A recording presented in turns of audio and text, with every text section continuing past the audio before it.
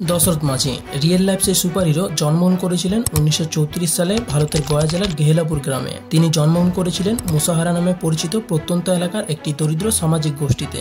ছোটবেলা থেকে দশরথ প্রত্যক্ষ করতেন তার ক্ষুদ্র গ্রামবাসীরা 300 ফুট উঁচু এমন একটি পাহাড়ের পাদদেশে বসবাস করে, যেখানে নেই কোনো বিশুদ্ধ পানীয় জল, নেই ইলেকট্রিসিটি, স্কুল এবং হাসপাতালের কথা তা আর নাই বা বললাম। গ্রামটিতে বেঁচে থাকার জন্য শুধুমাত্র কিছু রিসোর্স ছিল, আর তাই অনেক ছোটবেলাতেই দশরথ নিজ গ্রাম ছেড়ে পার্শ্ববর্তী ধানবাদ নামক একটি শহরে কিছু অর্থ রোজগারের আশায় পাড়ি জমায়। গ্রামটিতে পৌঁছাতেও কিনা তাকে খালি পায়ে পাড়ি দিতে হতো প্রায় 193 কিলোমিটার পথ, যেখানে তিনি একটি কয়লা খনিতে কাজ করতেন। প্রায় 7 বছর সেখানে হাড় ভাঙা পরিশ্রমের পর অবশেষে তিনি তার নিজ জন্মভূমিতে ফিরে আসে। তবে নিজ জন্মভূমিতে সেখানে তার কোনো জমিও ছিল না, তাই তিনি অন্যের জমিতে কাজ করে জীবিকা নির্বাহ করতেন।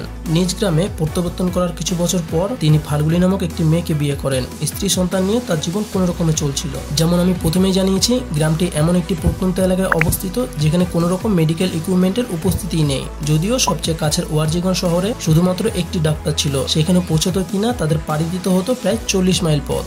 1960 সালের দিকে দশরথ তার নিত্যদিনের মতোই তার নিজের কাজ করে যাচ্ছিল, আর তার স্ত্রী গর্ভবতী অবস্থাতে সেই পাথুরে পাহাড়ের উঁচু অমসৃণ খারাপ পথ দিয়েই তার স্বামী অর্থাৎ দশরথের জন্য খাবার জল নিয়ে রওনা হয়েছিল। সংকীর্ণ সেই পাথুরে পথে মাথায় কলস বয়ে আনাটা কিন্তু মোটেই সহজ কাজ নয়, কারণ সেই পাথুরে পথে একটু ভুল ত্রুটি হলেই যে কোনো সময় একটা বড় ধরনের দুর্ঘটনা ঘটে যেতে পারে। আর সেই দুর্ঘটনার সম্মুখীন হয় দশরথ মাঝির স্ত্রী। হঠাৎ করেই দশরথ মাঝির স্ত্রী পাহাড়ের উঁচু পথে পা পিছলে পাহাড়ের খাদে পড়ে যায়। আর এতক্ষণ হয়তো আপনি বুঝতেই পেরেছেন যে সেখানে পাহাড়ের গা বেয়ে সাহায্য করার জন্য কোনো কিছু ছুটে আসতে পারাটা প্রায় কতটা অসম্ভব। অন্যদিকে দশরথ অনেক চিন্তিত হয়ে পড়ে, কারণ এতক্ষণেতেও তার স্ত্রীর খাবার নিয়ে চলে আসার কথা, কিন্তু সে আজ এখনো আসেনি। হঠাৎ করে একজন ছুটে এসে তাকে খবর দেয় তার স্ত্রীকে পাহাড়ের খাদে আহত অবস্থায় পড়ে থাকতে দেখা যায়। দশরথ তখন তার বন্ধুকে নিয়ে জীবন মৃত্যুর সন্ধিক্ষণে লড়তে থাকা তার স্ত্রীকে পার্শ্ববর্তী সেই হাসপাতালে নিয়ে যায়। তবে ততক্ষণে তার স্ত্রী ডাক্তারের শেষ চেষ্টায় সন্তান জন্ম দিয়ে পাড়ি দেয় না ফেরার দেশে।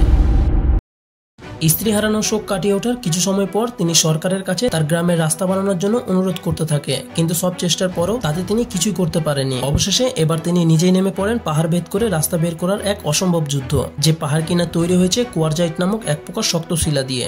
দশরথ মাঝি যুদ্ধ শুরু হয়। তিনি ভাবতে থাকেন পাহাড়ের ঠিক কোন জায়গাটা কেটে ফেললে পার্শ্ববর্তী এলাকাতে যাতায়াতের জন্য তার গ্রামবাসীদের সেই কঠিন 48 মাইল পথ আর পাড়ি দিতে হবে না, কারণ শুধুমাত্র এই কঠিন 40 মাইল পথ পাড়ি দিতে গিয়েই তিনি তার স্ত্রীকে হারিয়েছেন। যাই হোক, দশরথ মাঝি প্রতিদিন সূর্য ওঠার আগেই উঠে যেতেন এবং প্রতিবেশীদের জমিতে কাজ করতেন, কারণ সেখান থেকে উপার্জিত অর্থ দিয়ে তিনি তার সন্তানদের মুখে অন্ন তুলে দিতেন এবং বাকি দিনের শেষটুকু তিনি পাহাড়ের সাথে লড়াই করে পাথর ভাঙতেন। পাথর ভাঙতে ভাঙতে তিনি যেন প্রতিনিয়ত সৃজনশীল হয়ে পড়ে। কিছু সময় পেরিয়ে যাওয়ার পর তিনি আবিষ্কার করেন পাথর খণ্ডগুলির উপর কিছুক্ষণ আগুন জ্বালিয়ে রাখার পর তাতে কিছুটা জল ঢেলে দিলে সে পাথরে ফাটল ধরতে শুরু করে, আর তাতে সেই পাথর খণ্ডগুলিকে ভাঙতে তাকে খুব বেশি আর কষ্ট করতে হয় না। তবে এই কাজটিও কিন্তু আপনার চিন্তাধারার চাইতেও অনেক বেশি কঠিন। প্রায় সময় তিনি পা পিছলে পাহাড়ের খাদে পড়ে যেতেন প্রাণ হারানোর সংখ্যা নিয়ে। প্রতিটি দিনই তিনি এগুলির মধ্যে দিয়ে অতিক্রম করতে থাকেন, আর সেই সাথে তিনি এটাও জানতেন এই মহাকাব্যিক যাত্রায় মাহারা সন্তানগুলি যে কোনো সময় বাবাহারাও হয়ে যেতে পারে। এমন সংখ্যা থাকা সত্ত্বেও তিনি কিন্তু থেমে যাননি, তিনি তার যুদ্ধ চালিয়ে গেছেন। দশরথের সেই হার না মানা যুদ্ধের খবর সকল পার্শ্ববর্তী এলাকাতে যেন ছড়িয়ে পড়তে থাকে, তবে তারপরেও কিন্তু তাকে কেউ সাহায্য করার জন্য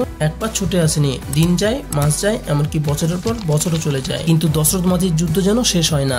গ্রীষ্ম বর্ষাতেও তিনি কিন্তু জমে যাননি, আর তাই তো তাকে সবাই পাগল বলতে শুরু করে। আর সেই সাথে সবাই বলতেন তিনি এটা কখনোই করতে পারবেন না, তিনি যেন তার সংসারের দিকে মনোনিবেশ দেয়। তবে দশরথের চিন্তা কিন্তু শুধুমাত্র তার অর্থ এবং পরিবারের অস্থায়ী স্বচ্ছন্দের দিকে ছিল না, তার দৃষ্টি ছিল সকল গ্রামবাসীদের ভবিষ্যৎ নিরাপত্তা এবং অগ্রগতির দিকে। তিনি এটি কখনোই চাইতেন না যে তার মতো কেউ কারুর তার প্রিয়জনকে হারাক। তিনি চিকিৎসা, স্কুল এবং অর্থ রোজগারের কথা ভেবে দিন দিন সে পাহাড় যেন কেটে তা কমিয়ে আনতে শুরু করেন। বেশ কিছু বছর অতিবাহিত হওয়ার পর গ্রামবাসীরা যেন সে পাহাড়ের মধ্যে কিছুটা ফাটল অনুভব করতে শুরু করে। 2 শতক অতিবাহিত হওয়ার পরে ফাটলটি যেন আরো বেশি লক্ষণীয় হয়ে ওঠে। গ্রামবাসীরা তাকে খাবার জল দিয়ে সহযোগিতা করতে থাকে। গ্রামবাসীদের সহযোগিতা যেন দিন দিন বাড়তে থাকে। আর তার কারণ কি জানেন? কারণ এখানে তো তাদের স্বার্থ লুকিয়ে রয়েছে। অবশেষে 22 বছর অতিবাহিত হওয়ার পর দশরথ গ্রামবাসীদের সহযোগিতায় পাহাড়ের শেষ টুকরোটিও ভেঙে ফেলতে সক্ষম হয়। তিনি সবেমাত্র একটি অসাধ্যকে সাধন করলেন। রাস্তাটি পার্শ্ববর্তী এলাকার সাথে যুক্ত হওয়ার জন্য যথেষ্ট প্রশস্ত ছিল। স্থানীয়দের 43 মাইল পথটি এখন তাদের 360 ফুট লম্বা শর্টকাট রাস্তায় পরিণত হয়েছে, যার উচ্চতা ছিল 25 ফুট এবং প্রস্থ ছিল 30 ফুট, আর এগুলি করেছে শুধু একজন মাত্র মানুষ। অনেক বিশেষজ্ঞ মনে করেন গিজার গ্রেট পিরামিডের 2.3 মিলিয়ন পাথরখণ্ড মিশরে একত্রিত করতে প্রায় 20 বছর সময় লেগেছিল। এলিয়েন নয়, পিরামিড যে মানুষই তৈরি করেছে তা যেন দশরথ মাঝি সে নিজেকে দিয়ে আরো একবার প্রমাণ করে দিয়েছে।